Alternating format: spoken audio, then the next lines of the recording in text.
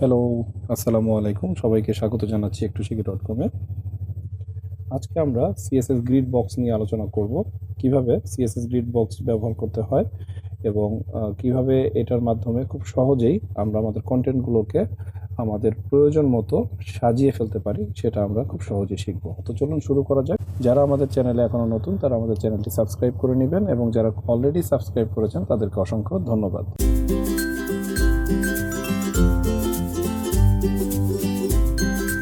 তো আমরা অলরেডি একটি HTML এবং CSS ফাইল তৈরি করে রেখেছি এবং আমরা এখানে লাইভ সার্ভারের মাধ্যমে আমাদের ব্রাউজারটি ওপেন করে রেখেছি। অর্থাৎ আমরা এখানে যা লিখব তার আউটপুট আমরা এখানে দেখতে পাবো। তো আমরা শুরুতে একটি সেকশন নিচ্ছি এবং এই সেকশনের একটি আমরা ক্লাস নিব। ক্লাসের নামটা আমরা লিখতে পারি, ধরেন প্যারেন্ট নিচ্ছি, প্যারেন্ট নামে একটি আমরা ক্লাস নিচ্ছি। ওকে, এখন এটার মধ্যে আমরা কিছু চাইল্ড তৈরি করছি। তো আমরা চাইল্ডগুলোর নাম দিচ্ছি চাইল্ড নামেই। আচ্ছা, তো এখন এটার মধ্যে আমরা কিছু কন্টেন্ট তৈরি করতে পারি। প্রথমে হচ্ছে আমরা কন্টেন্ট তৈরি করছি, ধরেন H1, এটার মধ্যে লিখছি লার্ন। তারপর আমরা এখানে একটা পি ট্যাগ নিচ্ছি, প্যারাগ্রাফ। এটার মধ্যে আমরা লোরামের 15 ওয়ার্ডস রাখছি। তো দেখেন আমাদের এখানে চলে আসতেছে এগুলো। এখন আমরা আমাদের এই চাইল্ডকে ডুপ্লিকেট করব। আপাতত আমরা 6টা তৈরি করি, 2, 3, 4, 5, 6।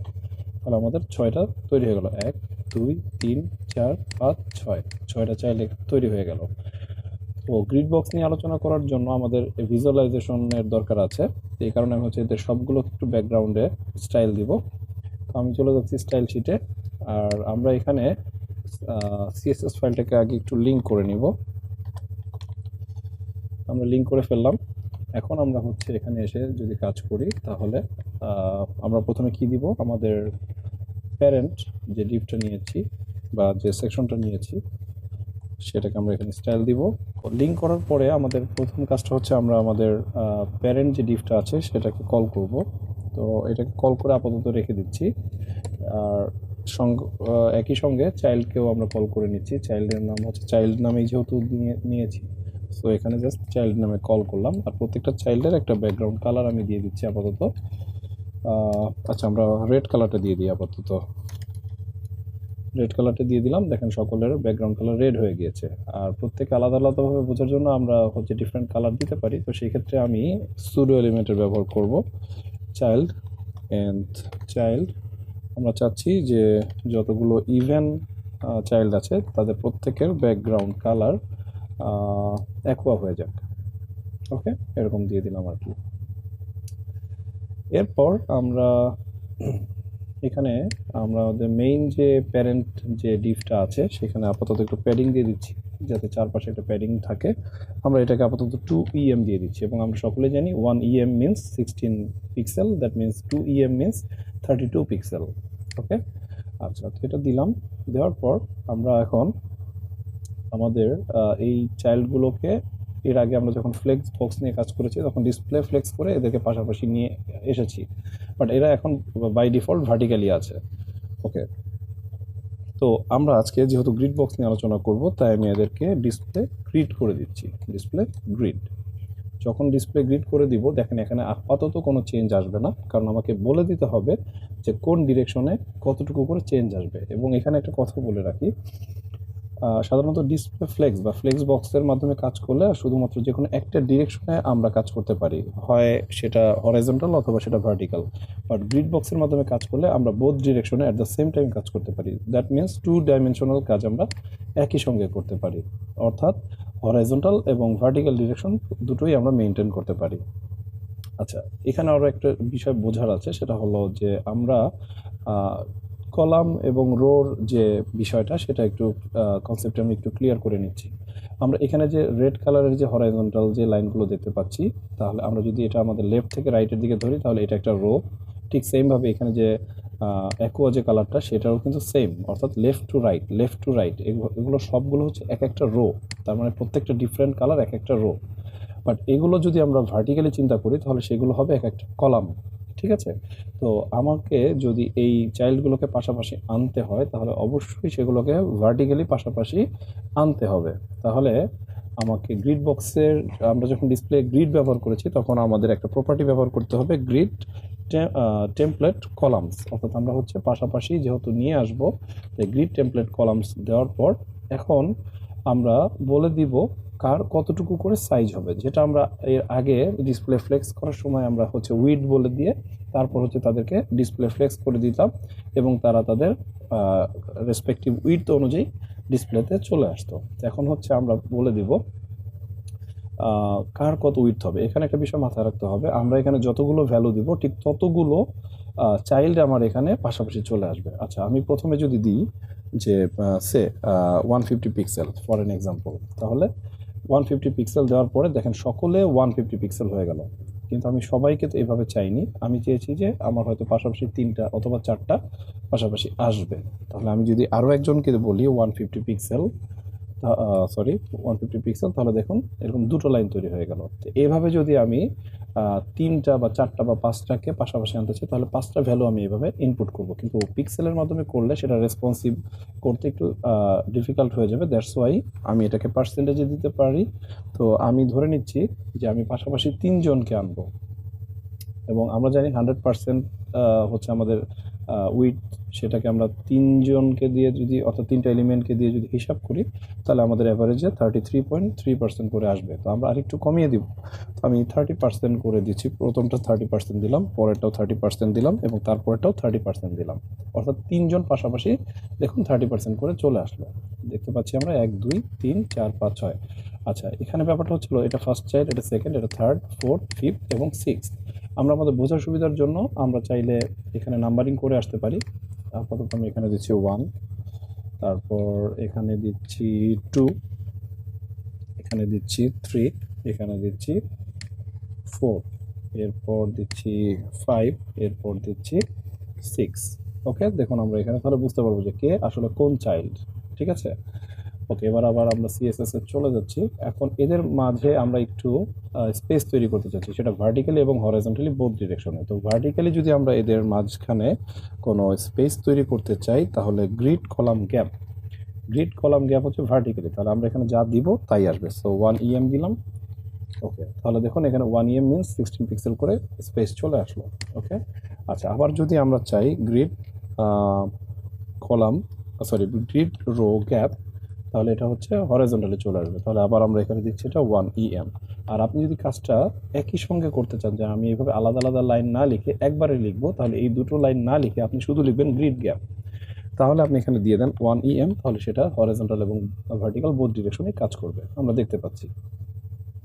ওকে, আচ্ছা, এখানে আরেকটা বিষয় একটু বলে রাখি, আমাদের এই যে কন্টেন্টগুলো এখানে আছে, যে চাইল্ডগুলো এখানে আছে, এদের আমরা কি করেছি এখানে যে 30%, 30%, 30%, এটা হচ্ছে এই 30% মানে হচ্ছে প্রথম কলামের সমস্তগুলো 30% পাবে। তাহলে প্রথম কলামে কে কে আসবে আমরা একটু দেখি। আমরা বলেছি এক একজন 30% করে, দ্যাট মিনস হচ্ছে 100%-এর মধ্যে 30% যদি 330 মিনস 90% চলে যায়, তাহলে 10% জায়গাটা হচ্ছে এই জায়গাটায় আছে, বা এই টোটাল জায়গাটাতে আছে যে গ্যাপগুলো আছে। তাহলে এই কলামে যারা আসবে তারা সকলেই 30%, এই কলামে যারা আসবে তারা সকলেই 30%, এই কলামে যারা আসবে তারা সকলে 30%। এখন আমি যদি কাউকে চেঞ্জ করতে চাই, সে এটা 50% দিলাম, তাহলে সেকেন্ড কলামের দেখুন এরা সবাই 50%, বাট সেক্ষেত্রে কি হলো 30 এবং 50 80 এবং 30% হচ্ছে 110%। দ্যাট মিনস এটা কিন্তু আমাদের স্ক্রিনের বাইরে চলে যাবে। দেখুন আমাদের স্ক্রিনের বাইরে চলে গিয়েছে। ঠিক আছে, ওকে, তো আমরা এমনভাবে ক্যালকুলেট করে দিব যেন এটা কখনো স্ক্রিনের বাইরে চলে না যায়। আচ্ছা, আরেকটা ব্যাপার হচ্ছে পার্সেন্টেজ ব্যবহার করলে অনেক সময় মার্জিন এবং প্যাডিংয়ে প্রবলেম হতে পারে, তাই আমার রিকমেন্ড হচ্ছে আপনারা এখানে ফ্র্যাকশন ব্যবহার করবেন। ফ্র্যাকশনটা কীভাবে ব্যবহার করবেন, এখানে ফ্র্যাকশনটা, আচ্ছা আমি আগে দেখাই, 1 FR means 1 fraction, then second কলামের জন্য 2 FR, অর্থাৎ 1 FR। ঠিক আছে, এবং থার্ড কলামের জন্য আমি 1 FR করে দিলাম। আচ্ছা, এখন দেখুন আমাদের কিন্তু আগের মতোই হয়ে গেল বিষয়টা। তাহলে বিষয়টা কেমন দাঁড়ালো আমি একটু আপনাদেরকে যদি ক্যালকুলেটরে হিসাব করে দেখাই তাহলে দেখতে পাবেন 1 FR মিনস হচ্ছে 33.3%। ওকে 33.3% হচ্ছে 1FR, দ্যাট মিনস হচ্ছে এটা 33.3, এটা 33.3, এটা 33.3, অর্থাৎ হচ্ছে হলো 1/3 1/3 1/3। বিষয়টা হচ্ছে এরকমভাবে আমাদেরকে বুঝতে হবে। এখন আমি যদি আরও একটা 1FR দিই, ঠিক আছে, তাহলেও দেখবেন আরও একজন চলে আসবে, ঠিক আছে। আচ্ছা, তার মানে হচ্ছে হলো এটা হচ্ছে তখন হচ্ছে ফ্র্যাকশন মিনস হচ্ছে আমরা যখন এখানে 3টা ছিল তখন হবে 1/3, আর যখন এটা 4টা হবে তখন হচ্ছে 1/4 1/4 1/4। তো এই এফআর মিনস হচ্ছে ফ্র্যাকশন, ঠিক আছে। এটা কখনোই ভাবা যাবে না যে 1/4 মানেই হচ্ছে 33.3। আমি এক্সাম্পলটা দিয়েছি এই কারণে যাতে আপনি যদি সচরাচর 3টা নেন তাহলে হিসাবটা হবে 100/3, তাহলে 1 ফ্র্যাকশন ইকুয়াল টু হবে 33.33। বাট আপনি যদি এখানে 4টা নেন তাহলে 100/4 হবে 4, দ্যাট মিনস 25%। আচ্ছা, এখন যদি আপনি 6টা নেন তাহলে আপনি 100/6, 16.67%। তাহলে আপনি এখানে কিন্তু 16.67 লেখার দরকার নেই, আপনি যা শুধু লিখে যান 1FR 1FR, তাহলে কটা হলো 3 3 6টা হয়ে গেছে। দেখেন এখন সকলে কিন্তু ইকুয়াল মানে উইথ নিয়ে এখানে বসে পড়েছে এবং তাদের প্রত্যেকের উইথ হচ্ছে 16.67%। ওকে, আচ্ছা, এখন আমরা তো এভাবে 6টাকে একসঙ্গে রাখবো না, আমরা ম্যাক্সিমাম 3টাকে রাখবো, ঠিক আছে। আপাতত 3টাকে রাখতেছি। আচ্ছা, এরপর হচ্ছে আমরা একটা কাজ করব, সেটা হলো যে আমাদের এই টেক্সটগুলোকে আমরা একটু আচ্ছা এই টেক্সটগুলোকে আমরা একটু সেন্টার অ্যালাইন করে নিচ্ছি। তাহলে আমরা হচ্ছে যাচ্ছি হলো চাইল্ডের মধ্যে H1-এ যাচ্ছি। তাহলে আমরা এখানে একটু কল করি যে ডট চাইল্ড, তোমার মধ্যে থাকা H1 প্রত্যেকের টেক্সট অ্যালাইন হবে সেন্টার। তাহলে দেখুন আমাদের সবগুলো টেক্সট সেন্টারে চলে গেল। এরপরে যদি আমরা এদের নিচে একটু মার্জিন চাই তাহলে মার্জিন বটম আমরা চাচ্ছি 25 পিক্সেল করে দেওয়ার জন্য। ওকে, দিয়ে দিচ্ছি 25 পিক্সেল। আচ্ছা, এরপরে হচ্ছে আমরা যদি এদের মাঝে একটু প্যাডিং চাই, যে আমি প্রত্যেকটা চাইল্ডে প্যাডিং দিব, তাহলে আমি ধরে নিচ্ছি 1 করে চারপাশে প্যাডিংটা আসবে, তাহলে চলে আসলো। এবং তাদের প্রত্যেকের যদি আমি বর্ডার রেডিয়াস করে দিই সে 10 পিক্সেল, তাহলে দেখুন সবগুলো কার্ভ হয়ে গেল। ওকে, আচ্ছা, এখন হচ্ছে আমরা যদি এটাও চাইলে করতে পারি যে আমরা এইখানে যে ফার্স্ট যে চাইল্ড আছে এটাকে আমরা চাইলে আর একটু বড় করে নিতে পারি, ডানে বামে অথবা উপরে নিচে যে কোনো দিকে বড় করে নিতে পারি। আচ্ছা, সেক্ষেত্রে আবার একটা জিনিস খেয়াল রাখতে হবে, প্রত্যেকে তার অবস্থানে ফিক্সড থাকবে, কিন্তু যখন পাশের কোনো চাইল্ড তাকে পুশ করবে সে তার স্থান ছেড়ে দিয়ে ঠিক তার পরবর্তী পজিশনে চলে যাবে। সেটা কেমন? লার্ন 1, দ্যাট মিনস এটা হচ্ছে ফার্স্ট চাইল্ড, এটা হচ্ছে learn 2, that means second child. যদি কখনো লার্ন 1 লার্ন 2 এর জায়গা দখল করে ফেলে তাহলে অটোমেটিক্যালি লার্ন 2 তার পাশেরটায় চলে যাবে, দ্যাট মিনস লার্ন 3 নিচে চলে আসবে। এবং সেমভাবে লার্ন 4 5 6 প্রত্যেকেই একবার করে তাদের জায়গা পরিবর্তন করে ডান দিকে সরে যাবে, অর্থাৎ বাম থেকে ডানের দিকে সরবে। ওকে, আচ্ছা, এটা হলো ডানে বামের দিকে, অর্থাৎ হচ্ছিল আমাদের যদি আমি রো ডিরেকশনে চিন্তা করি, রো ডিরেকশন মিনস হচ্ছে লেফট টু রাইট অথবা রাইট টু লেফট। ওকে, কিন্তু আমরা যদি ভার্টিক্যালি চিন্তা করি যে লার্ন 1 যদি লার্ন 4 এর জায়গাটা দখল করে তাহলে যেটা ঘটবে, লার্ন 4 অটোমেটিক্যালি তার পাশের জায়গায় চলে যাবে, কারণ ভার্টিক্যালি সে আগেই যাবে না, ভার্টিক্যালি যখন সে যাবে তখন সে তার নিচে চলে আসবে, যখন উপর থেকে নিচে ধাক্কা দিবে তখন সে নিচে চলে যাবে। আচ্ছা, আমরা বিষয়গুলোকে একটু দেখি, চলেন। আমরা যেটা করতে চাচ্ছি আমরা হচ্ছে এই দুটোকে, অর্থাৎ লার্ন 1 এবং লার্ন 2 এই দুটোর মধ্যে হচ্ছে আমরা লার্ন 1কে বড় করতে চাচ্ছি এবং লার্ন 2টাকে আমরা সরিয়ে দেব। আচ্ছা, সরিয়ে দেওয়া বলতে আমাদেরকে সরিয়ে দিতে হবে না, আমরা জাস্ট এটাকে বড় করব, পাশেরটা অটোমেটিক্যালি সরে যাবে। এখন সেটা কিভাবে সম্ভব? আমরা হচ্ছে যেটাকে বড় করব সেটাকে আগে কল করতে হবে, সেটাকে কল করি, চলেন। ওকে, তো আমরা এখন চাইল্ড, এটার nth তম চাইল্ড, এবং আমাদের যেহেতু nতম চাইল্ড হচ্ছে এটার ফার্স্ট, তাহলে আমরা 1 দিলাম। এখন এটাকে আমরা বলবো যে তোমার কি হবে, এটা আমরা যেহেতু এটাকে ডানের দিকে সরাবো তাহলে এখানে একটা জিনিস আমাদেরকে বুঝতে হবে, আমরা যখন ওকে ডানে সরাবো, ডানে বামে সরাবো, দ্যাট মিনস হচ্ছে আমরা রো ডিরেকশনে যাব, রাইট। তখন অ্যাকচুয়ালি আমরা কোন দিকে চেঞ্জ করতেছি? রো ডিরেকশনে থাকবো, বাট আমরা অ্যাকচুয়ালি কলামকে এক্সটেন্ড করতেছি, রাইট। অর্থাৎ হচ্ছে কলাম ও হচ্ছে ভার্টিক্যালি এইটুকু জায়গার মধ্যে আছে, এই সেলে আছে, ও এখন পরবর্তী সেল পর্যন্ত যাবে, দ্যাট মিনস আরেকটা কলাম সে অকুপাই করবে।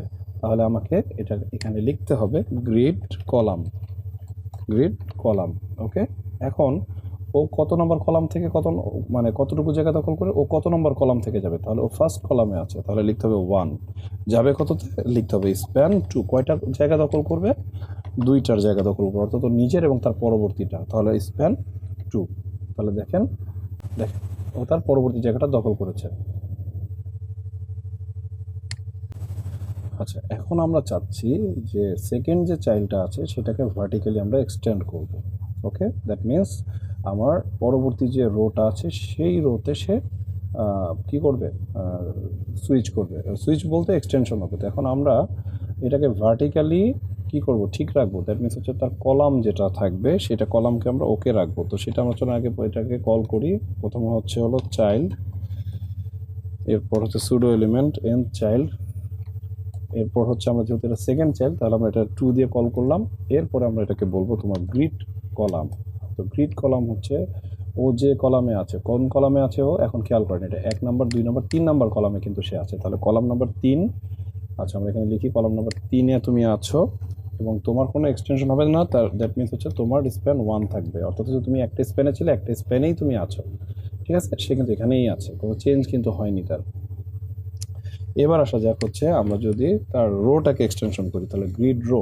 এখন এখানে বুঝতে হবে সে কত নম্বর রোতে আছে, 1 নম্বর রোতে আছে, আর সে যাবে কততে, একটা স্প্যান তার এক্সটেনশন হবে, তাহলে 1 নম্বর রোতে সে আছে, তাহলে কয়টা এক্সটেনশন হবে, 2টা। তাহলে যে যখন আমরা এটা লিখে দিচ্ছি দেখুন তার হচ্ছে ভার্টিক্যালি আর একটা রো এক্সটেনশন হলো। ওকে, তাহলে আমাদের কিন্তু এখন হয়ে গেল। এখন যদি আমরা এটাকে 3 লিখি তাহলে দেখেন এটা কি ঘটে, তাহলে সে 3টা স্প্যান পেয়ে গেল, আর এইদিকে এটা বামের দিকে চেপে গেল, ঠিক আছে। এভাবে কিন্তু আমরা চাইলে যে কোনো গ্রিডকে যে কোনো জায়গায় বসাতে পারি এবং যে কোনো জায়গায় তাকে যে কোনো শেপ এবং সাইজটা দিতে পারি। ওকে, তাহলে আমরা কিন্তু এভাবে খুব সহজেই আমাদের গ্রিড বক্স ব্যবহার করে কাজগুলো করতে পারি। তো আশা করি সকলেই বুঝতে পেরেছেন। তারপরে যদি কারো কোনো কিছু বুঝতে অসুবিধা হয় তাহলে অবশ্যই আমাদেরকে জানাবেন এবং আমাদের এই ভিডিওর কমেন্ট সেকশনে কমেন্ট করতে ভুলবেন। আর যদি ভিডিওটা ভালো লেগে থাকে তাহলে অবশ্যই লাইক এবং সাবস্ক্রাইব করবেন চ্যানেলটিকে। Thank you.